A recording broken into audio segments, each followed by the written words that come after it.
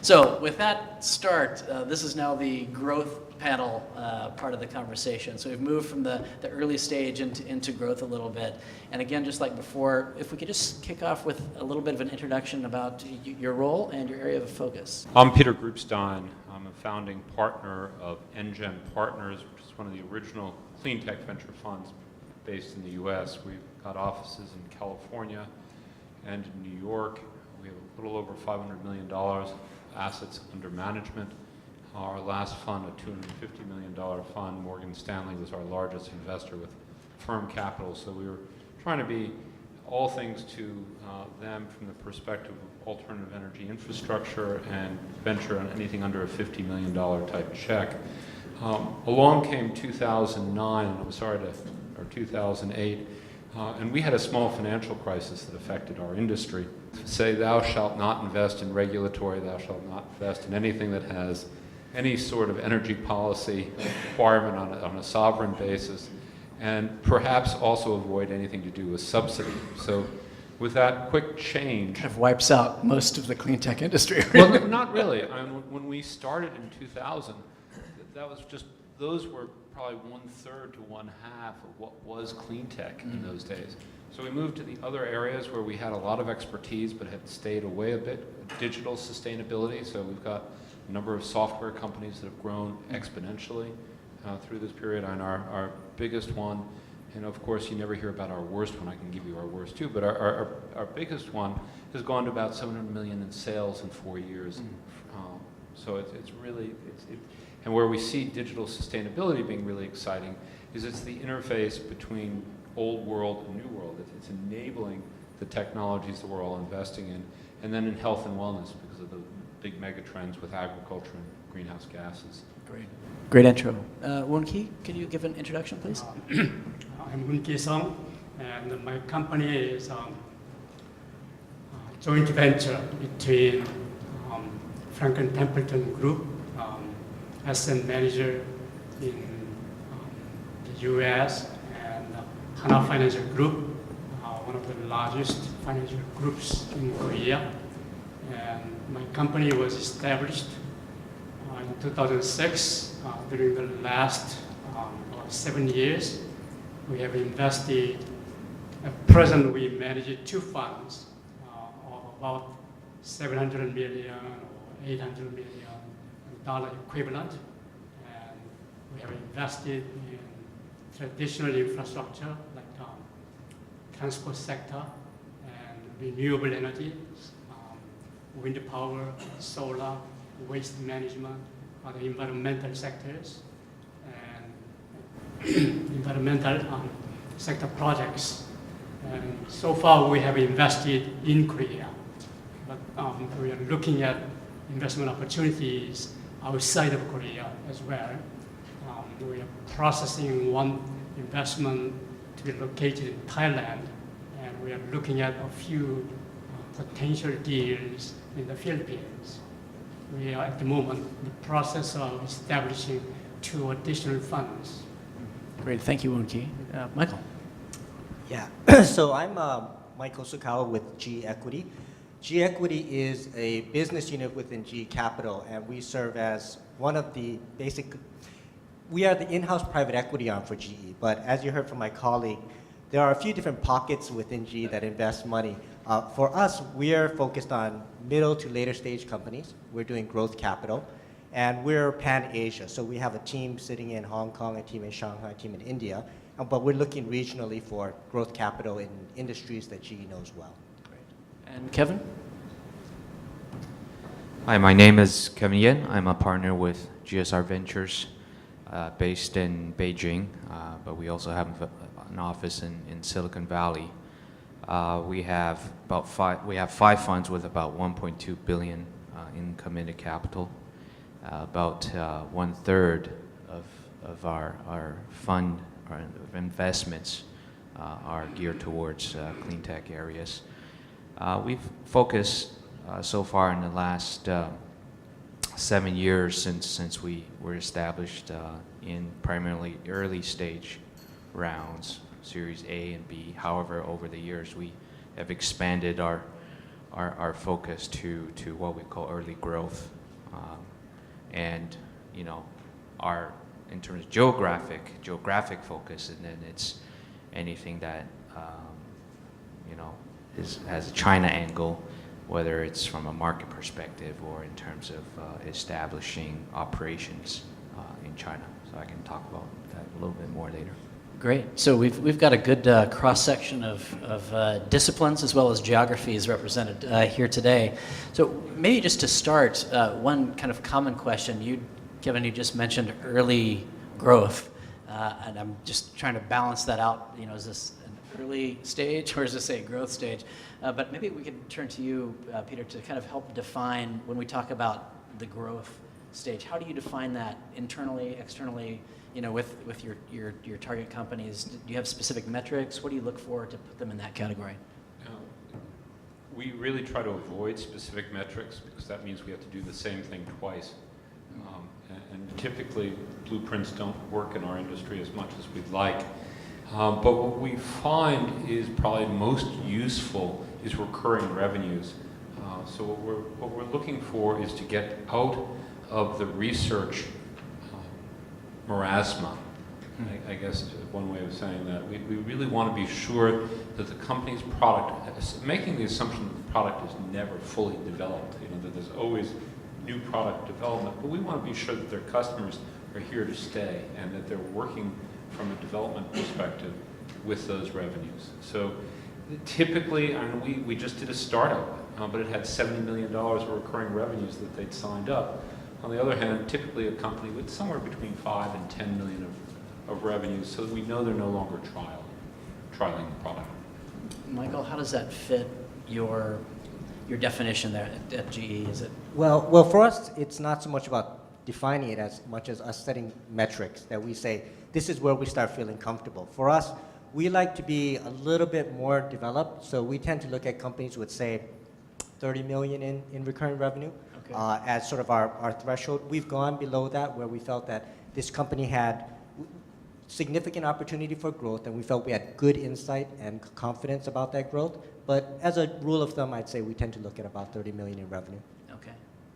Woonki, how about from your side? Yeah, the investors in our two funds are quite conservative institutional investors, like pension funds and insurance companies. So we don't pursue high risk, high return projects. We seek sort of middle level returns instead of 25% or 30% returns. We are happy to see, say, 15% or sometimes even lower. But we like to take moderate risk, not very high risk. So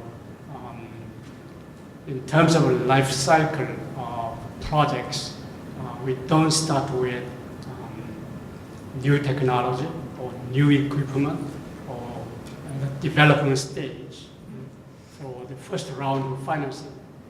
We would rather have projects a little bit later stage, what we call brownfield projects rather than greenfield projects. Current income flows are very important to us. Technology by that time is proven, and also the market potential is available, and construction risk is behind us. At that stage, we see opportunities fitting our risk and return profiles. Great, thank you. Kevin, on your side, do you have a recurring revenue metric that you track to, or does early growth mean a different thing for you? We don't have a. I think having recurring revenues is very important, but we don't have a number. To us, it's the main consideration is the degree of diversification, or how you're applying, say, the technology. A lot of the companies we'll invest in are at a stage where they're a single product, say, company. And in which case, to scale the business is one set of factors and consideration. China, in particular, is favorable because as large, as homogeneous, you can be a one product, one trick pony, but with the right, well, besides capital, with the right contributing factors, you can grow quickly into a fairly sizable company and then evolve to the next stage of more mature companies. Can I ask you a question, Kevin?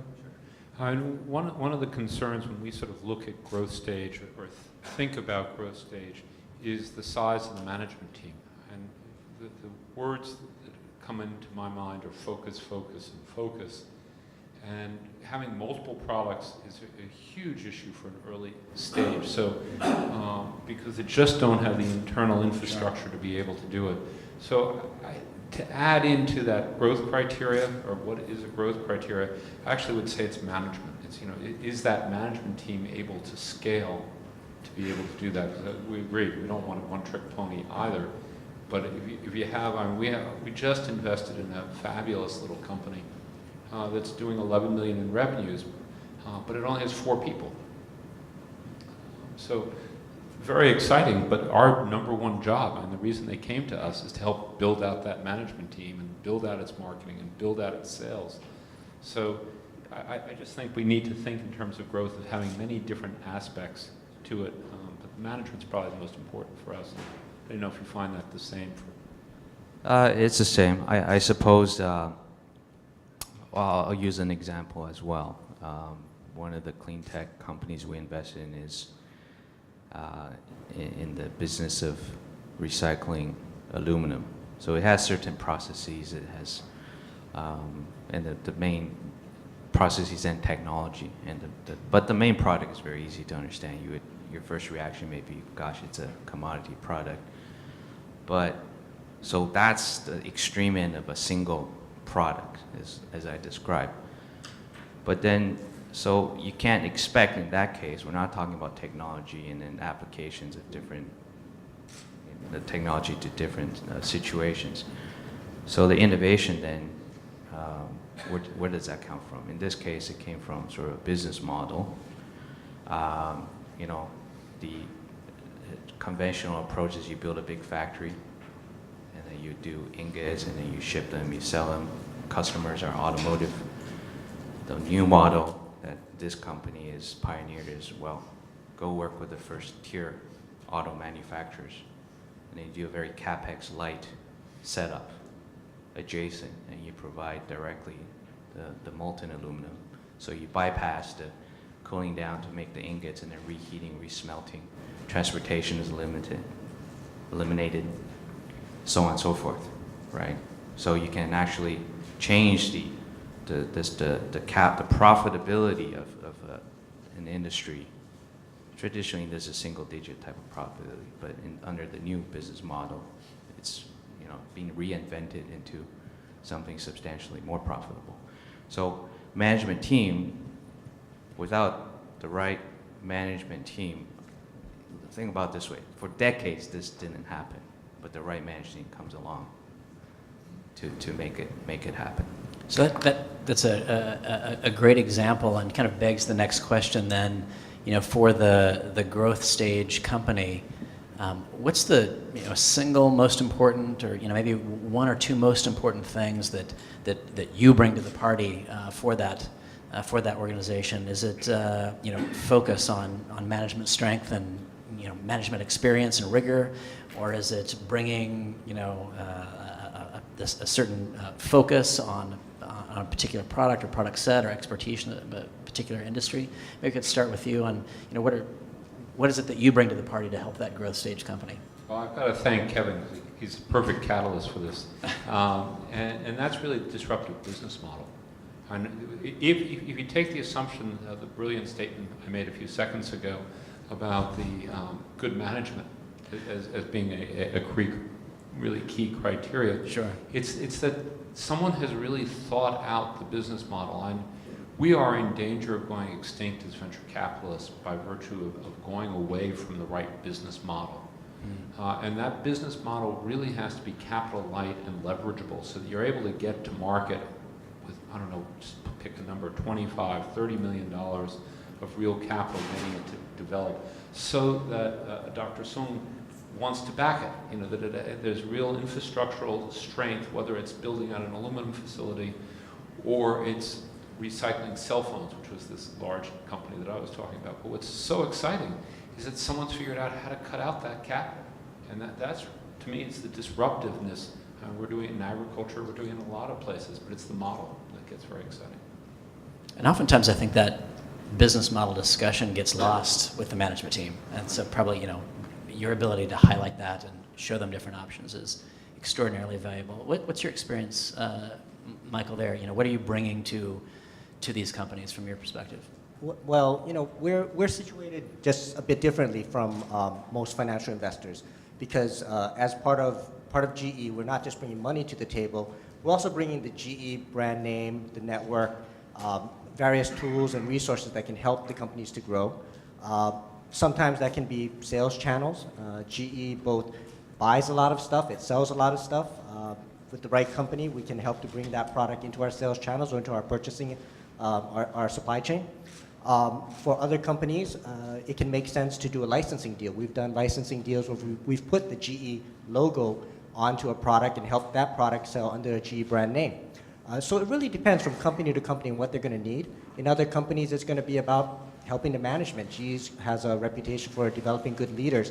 So we'll invite the management teams of our portfolio companies to some of our own in-house trainings we do for GE leadership. So it really depends on the company, and every company is going to need something different. And we try to find that need and help them to address it. Yeah, very good. Well, we can carry on a little bit then, and certainly if you have a question or a comment, just raise your hand and we'll get you a floor mic quickly.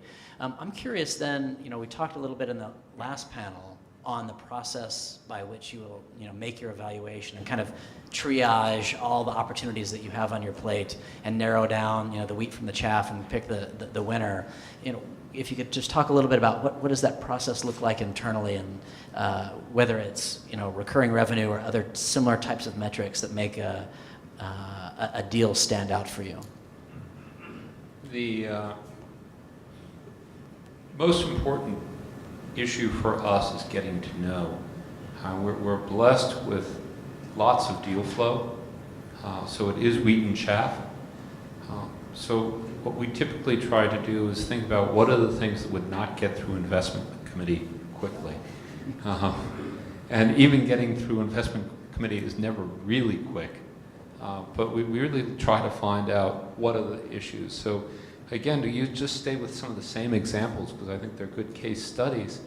If our weighted average cost of capital, what they call WACC, is going to be higher than GE's, and GE has perhaps more equity than we, it says it's not a good venturable deal, most likely. That it's something that might be bringing a corporate in, or you bring them in earlier on into the process. So we'll look at how much capital is going to go into it. Making assumptions that the business model is disruptive. For example, you come up with a fabulous plant-based chemical that can replace fossil feedstocks. It still might require only $500 or $600 million to build out that polymer plant. That's probably not going to be something, but it was something we might have looked at when we thought there was an IPO window that would pilot or would build those pilot plants, and that 20 million would get you there. But absent an IPO window and all those other things, those are things that will get us to a no very, very quickly.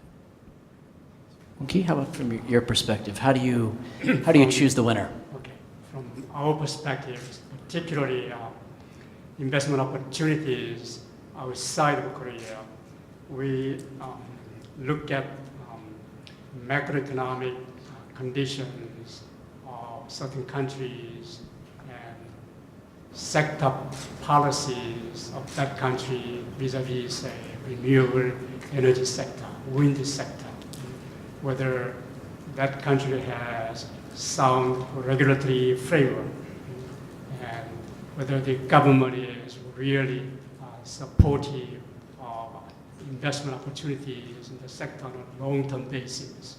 So we look at first macroeconomic factors. We pay attention to currencies involved, and then we move on to fundamentals of individual companies. Obviously, management team, track record of the management team, and financial discipline of the company, whether the company has capacity to generate current income in the near future. All those basic features the company will be looked at. So those are the criteria we pay attention to. Great, thanks. Michael? So like Peter, I think the first thing we do is look for the deal breakers. For GE, there are certain industries that we just won't touch for, environmental health and safety or reputational issues. There are certain countries that we don't feel comfortable yet going into from a country risk perspective. So if you get past the deal breakers, then we look at the deal probably along the same lines as any other investor. We'll look at certain financial metrics, we'll look at the business model, we'll look at the management team. But very quickly, we do a scoring system. So we have we have a very quick test where we look at these various metrics that we've assigned scores to depending on where they come out. There's a few criteria that are a little bit more subjective, management team and some of the strategic elements. But basically, we look at this score, and if it falls below a certain level, it's a pass, very quick pass. If it falls above that level, then we'll spend more time getting into it to decide whether this is a deal we could take up to investment committee. We actually have that scoreboard on our submission sheet, so we try As to, do which works really nicely. It helps you to quickly and fairly objectively say, we should not spend more time on this deal. And Michael, do you share Peter's view that there's no shortage of deals at the moment? I think for us, we see a lot of deals, but our strike zone, which tends to be limited to the GE footprint, has become tighter. So we see a lot of deals, but we pass on a lot of them very quickly. Okay. How about on your side, Kevin? Metrics to separate that wheat? Well, we do, first of all, split the team up. We try to become, we're generalists at the end of the day, but we try to develop some domain expertise in different areas. And then we will systematically go out and source deals and then talk to the whole range, industry players and then academia, fellow investors, so on and so forth.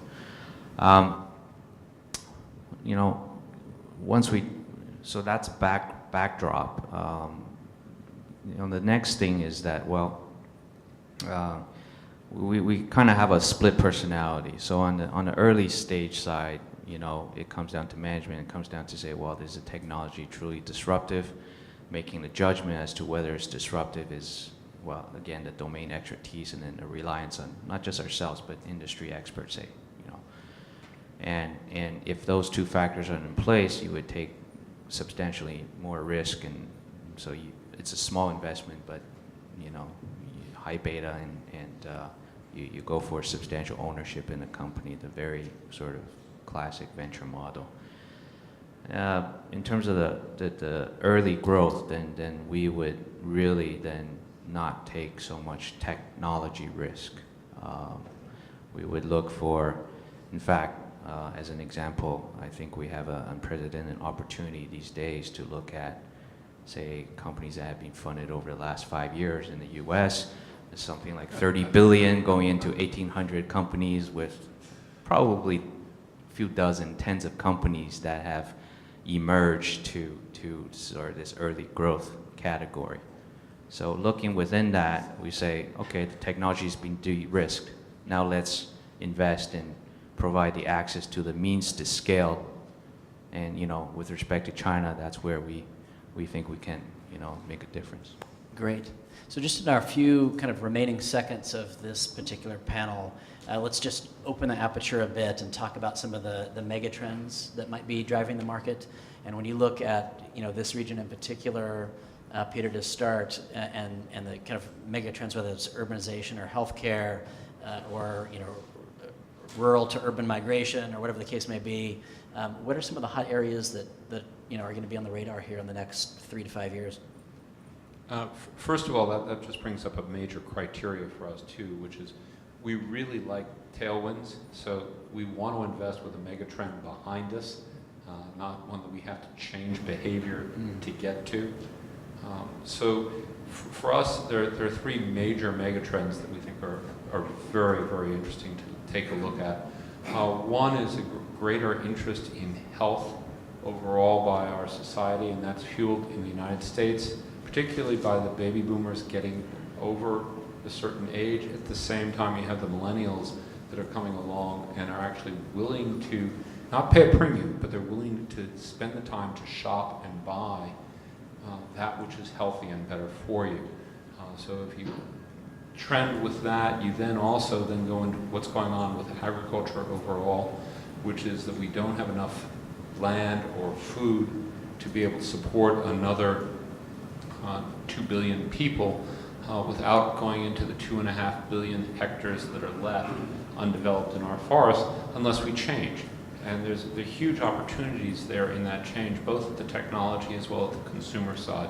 So we're really looking at healthy foods and water and all those other aspects that deal with the fact that greenhouse gases are the largest source really is agriculture.